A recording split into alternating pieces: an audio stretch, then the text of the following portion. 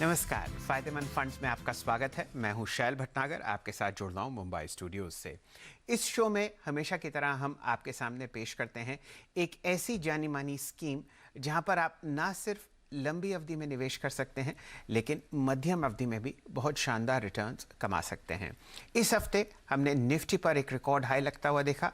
ताबड़तोड़ तेजी आप आईटी सेक्टर और मेटल सेक्टर में देख रहे हैं, और अन्य कई ऐसी इंडस्ट्रीज हैं जो आपको बाजार में तहलका मचाती हुई दिखेंगी।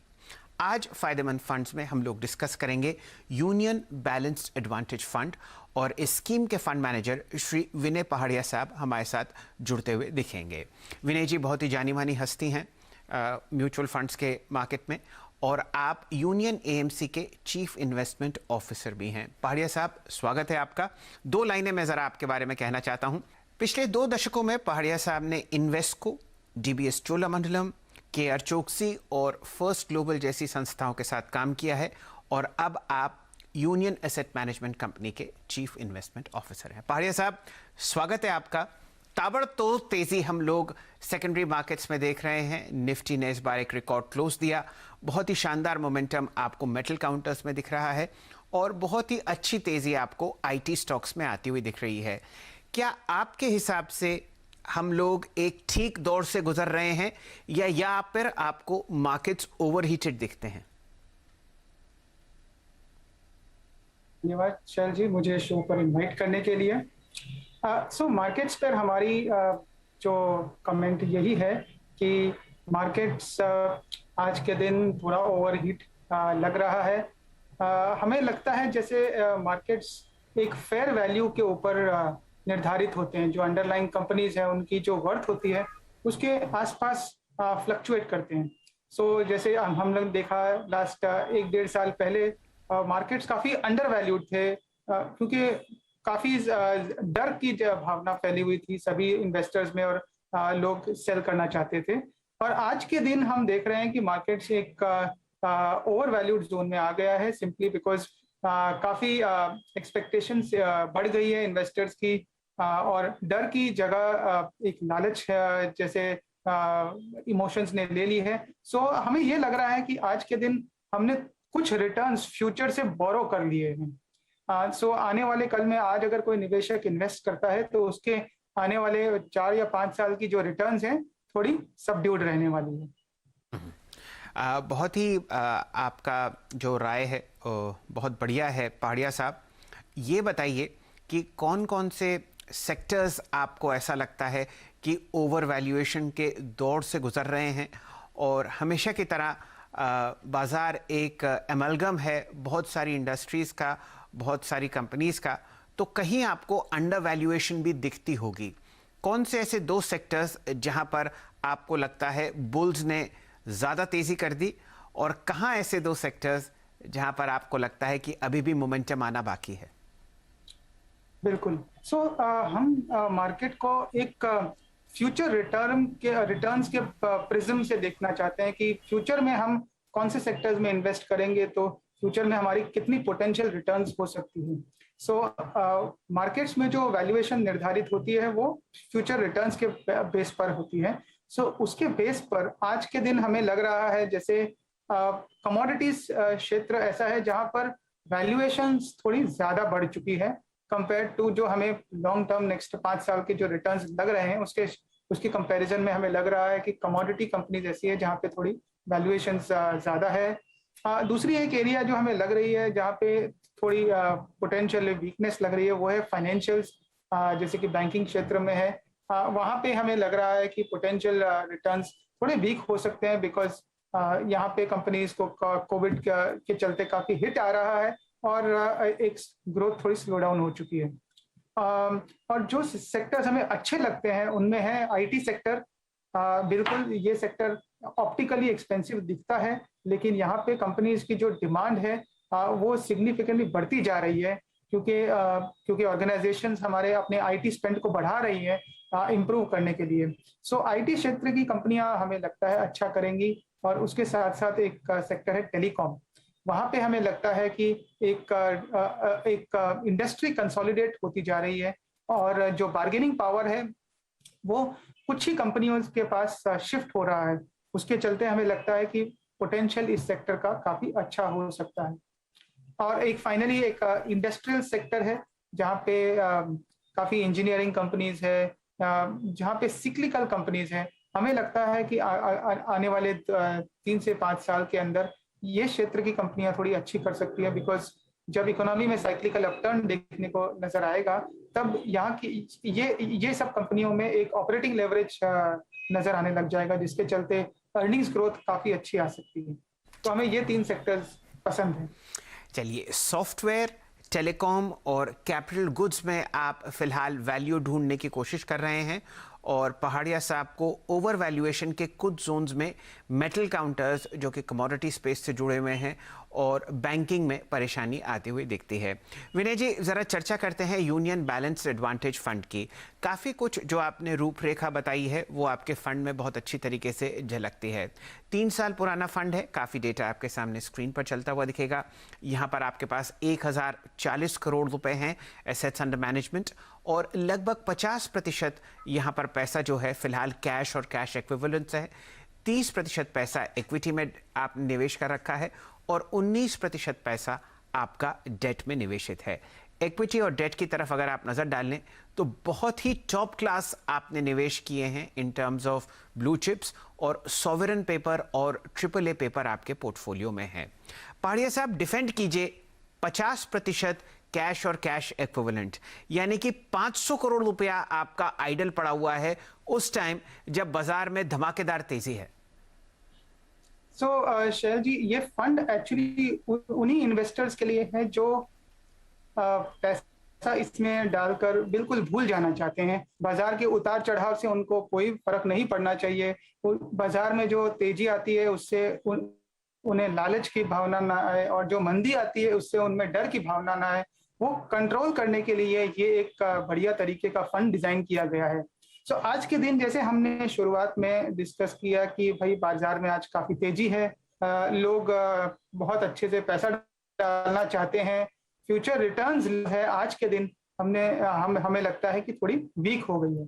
इसके चलते हमने जो इक्विटी का जो एलोकेशन है, जैसे कि फॉर एग्जांपल अगर आपने 100 रुपए हमें दिए इस फंड में, तो जो इक्विटी का एलोकेशन है वो सिर्फ 30 रुपए है और बाकी के आप जो देख रहे हैं वो आर्बिट्राज पोजीशंस में है या फिर फिक्स्ड इनकम इन्वेस्टमेंट्स में है, जो कि काफी सेफ कहलाए जा सकते हैं। इन पे मार्केट के फ्लक्चुएशंस को कोई असर नहीं होगा। सिर्फ 30% इन्वेस्टेड है, ना कि इनफैक्ट 50% भी नहीं है, हमारा सिर्फ 30% इन्वेस्टेड है मार्केट में।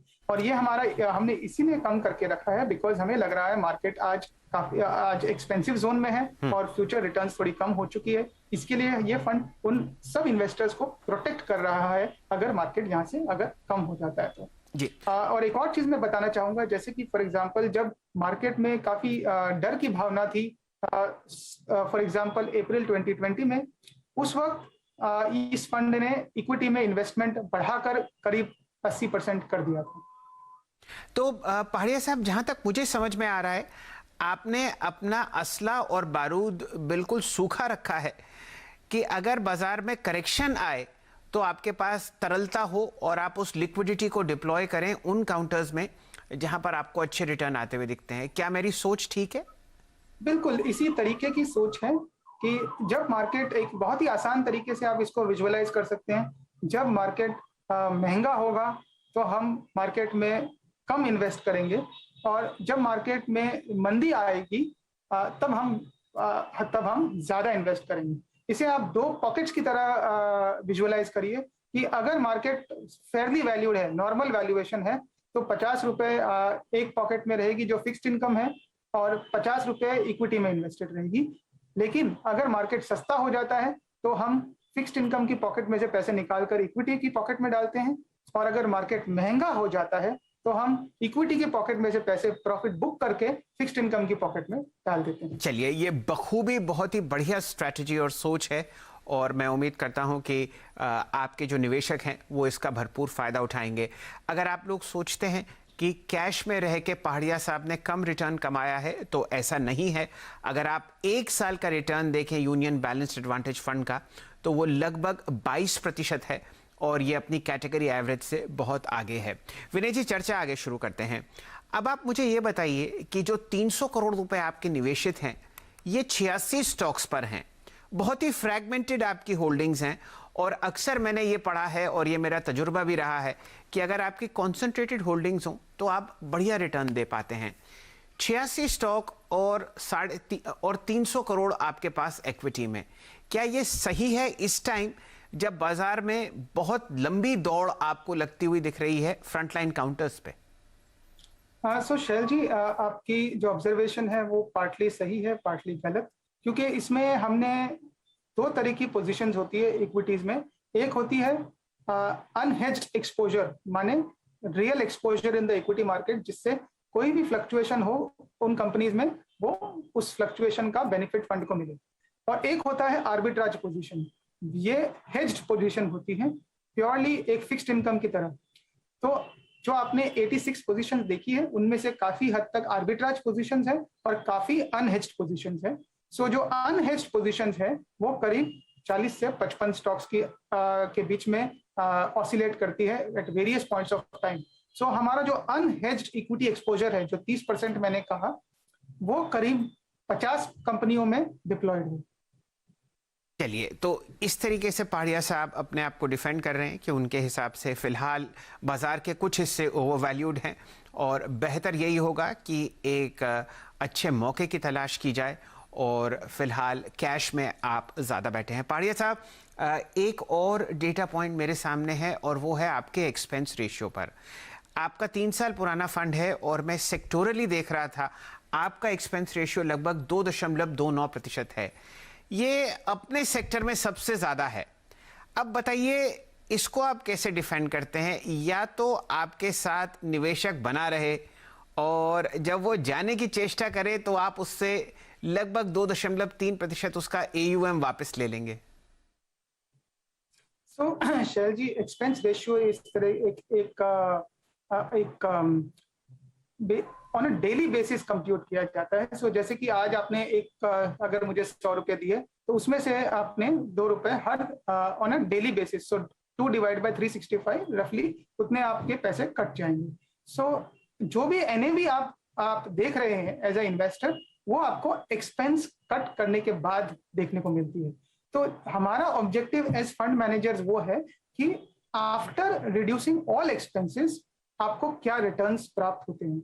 और हमारा जो एक प्रोप्राइटरी अप्रोच है, जिसमें हम मार्केट की फेयर वैल्यूज को देखते हैं, ना कि सिंपल P मल्टीपल को देखें, ना कि सिंपल प्राइस टू बुक को देखें, ये जो प्रोप्राइटरी अप्रोच है, हमें लगता है इसके वजह से, इसके चलते इन्वेस्टर्स का जो रिटर्न्स है वो काफी अच्छा हो सकता है। And expense ratio should pay up for all of that. So हमारा, जैसे कि अगर आपने एक और चीज नोटिस की होगी, जैसे जैसे फंड्स का AUM बढ़ रहा है, एक्सपेंस रेशियो भी धीरे धीरे कम हो रहा है। सो हमारी एक्सपेक्टेशन है कि जैसे जैसे AUM बढ़े, एक्सपेंस भी कम होगा, but over a period of time investors को हमारे जो स्किल्स है, हमारा जो एक रिसर्च बेस है, उसका बेनिफिट फंड में नजर आएगा। और I think it is for that investors are paying the expense. अच्छा, ये बताइए पहाड़िया साहब, लंबी अवधि में, क्योंकि आप और हम बहुत ही दूर तक देखते हैं म्यूचुअल फंड्स के निवेशकों को, क्या लगता है आपको एक ठीक एक्सपेंस रेशियो होना चाहिए? फिलहाल 2.29% है। मान लीजिए कि एसेट्स यहाँ से डबल या ट्रिपल हो जाते हैं, तो क्या एक्सपेंस रेशियो भी उसी प्रतिशत से कम होगा? ये आई थिंक एक्सपेंस रेशियो का जो कंप्यूटेशन है वो थोड़ा सा ज्यादा कॉम्प्लिकेटेड है, बट एक ही चीज मैं बताना चाहूंगा, डायरेक्शनली जैसे जैसे एसेट्स बढ़ते हैं वैसे वैसे एक्सपेंस रेशियो ग्रेजुअली कम होते जा रहे हैं। So I think that is the direction. But एक इंपॉर्टेंट चीज ये है कि इन्वेस्टर को जो रिटर्न्स मिलती है वो सारे एक्सपेंसेस के बाद मिलती है। सो अगर हमारा ज्यादा एक्सपेंस हो और अगर हमने उसके लिए ज्यादा मेहनत ना की, तो हमारा रिटर्न्स जो दिखेगा वो कम दिखने लग जाएगा, तो इन्वेस्टर को अपने आप अच्छा ना लगेगा और investor will then be able to make a better decision. But important चीज ये है कि हमारा जो मेहनत है, हमारी जो रिसर्च है, वो सारी चीज एक्सपेंस रेशियो में के बाद आउट परफॉर्मेंस लाने पे निर्धारित होती है। चलिए, आउट परफॉर्मेंस तो ज़रूर आपके फंड में है ही। अगर आप 3 साल का रिटर्न देखें, दिसंबर सन 2017 में ये फंड लॉन्च हुआ था, तो हर साल आपने 12.6% रिटर्न कमाए हैं। और union balanced advantage fund 5 star rating रखता है, और ये जो 2.29% एक्सपेंस रेशियो है, शायद ये इस हिसाब से ठीक है। अपनी कैटेगरी में आप पहले पायदान पर खड़े हुए हैं। ऐसा करते हैं पहाड़िया साहब, यहाँ पर लेंगे हम एक छोटा सा ब्रेक, लेकिन कुछ समय बाद हम लोग आपको डिस्कस करते हुए दिखेंगे वो शानदार मोमेंटम जो सीमेंट स्टॉक्स में आता हुआ दिख रहा है, मिड कैप आईटी जहाँ पर आपको तहलका दिख रहा है, और आईपीओ का बाजार जो बहुत ही गर्म है, जहाँ पर आप हर हफ्ते 2 या 3 आईपीओस को आते हुए देख रहे हैं और लिस्ट होते हुए देखेंगे, लेकिन ये एक अंतराल के बाद।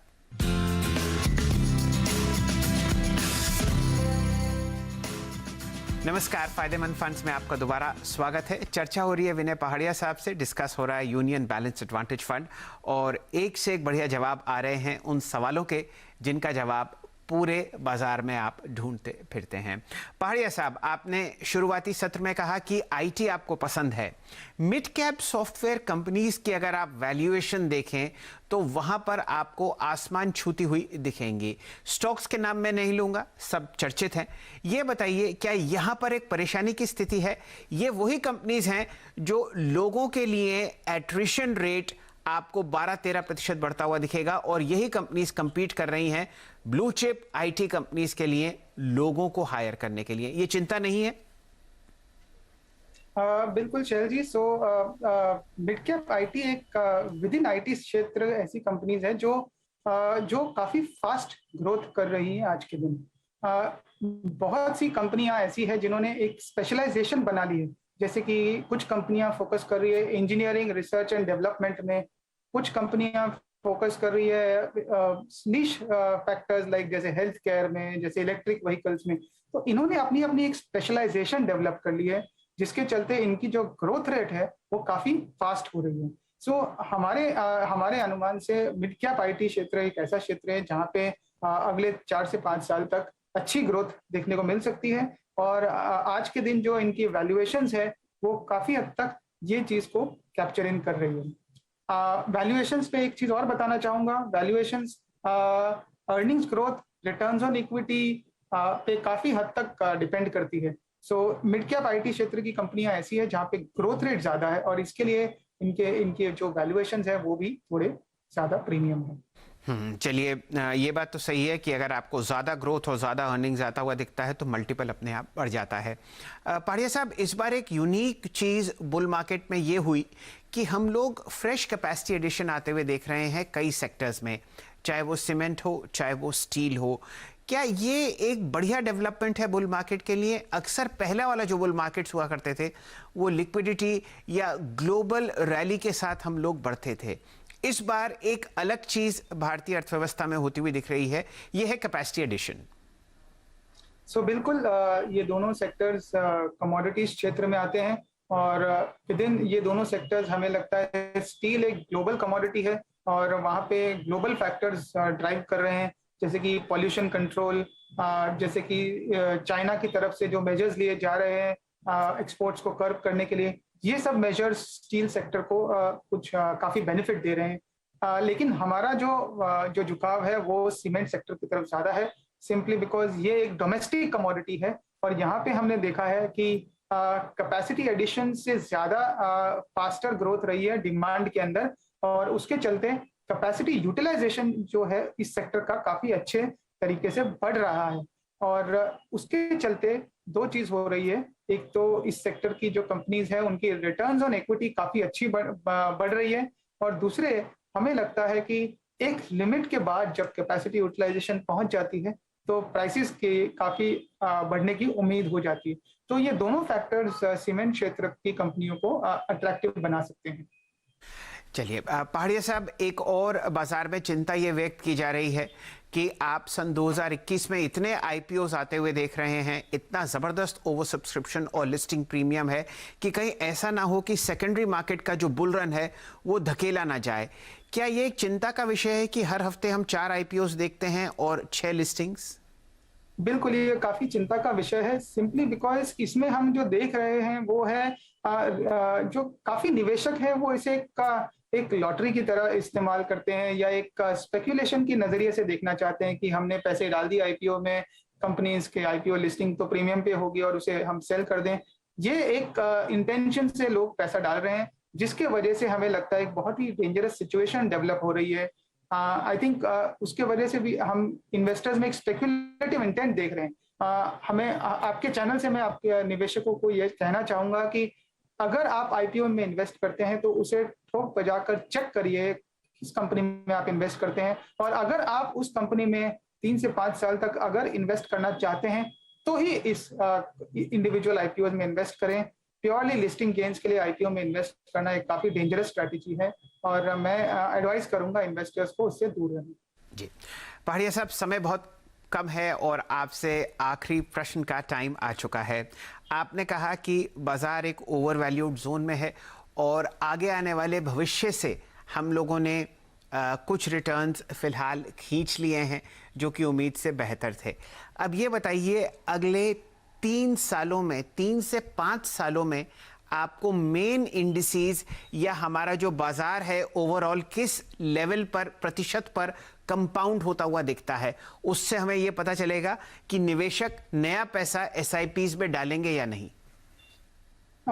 शैल जी, मैं मुझे ये लिबर्टी नहीं है कि मैं बाजार के लेवल्स पे कमेंट कर सकूं, लेकिन मैं ये कहना जरूर चाहूंगा कि जो इक्विटी के जो रिटर्न्स है वो काफी कम हो चुके हैं for the next 3 to 5 years।